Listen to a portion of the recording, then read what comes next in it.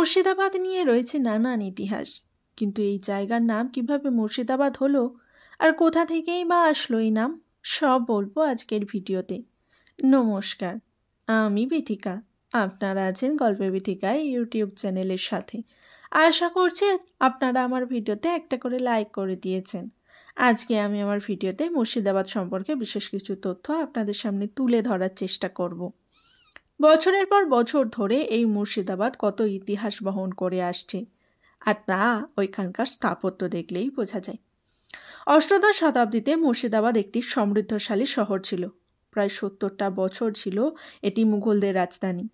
সে সময় আধুনিক বাংলাদেশ, পশ্চিমবঙ্গ, বিহার, উড়িষ্যার আওতাধীন ছিল এই মুর্শিদাবাদ।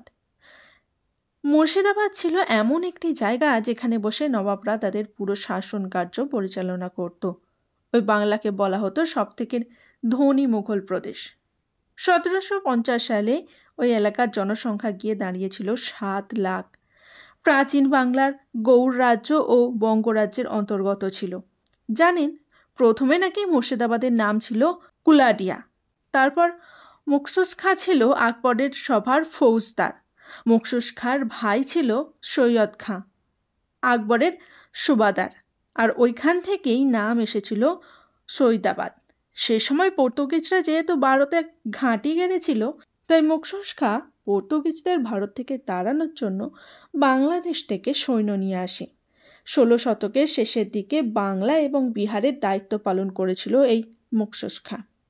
ওইখানে তিনি নির্মাণ করেছিলেন একটি বিশ্রামাগার। ওই বিশ্রামাগারকে ঘিরে রাখেন দোকান দিয়ে। তারপর থেকে ওই জায়গার নাম হয় মুকশুসাবাদ। আর লোকের মুখে প্রচলিত হতে হতে তা বিকৃতি ঘটে হয়ে যায় মুকসুদাবাদ।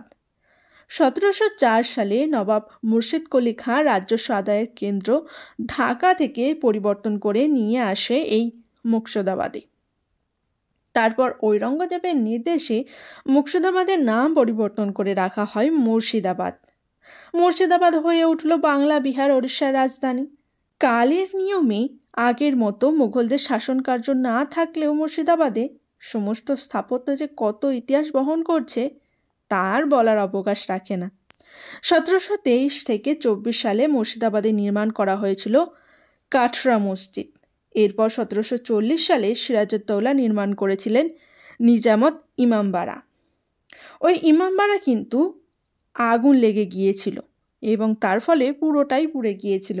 পরবর্তীকালে নবাব মনসুর আলী খাঁ তা পুনর্নির্মাণ করেন।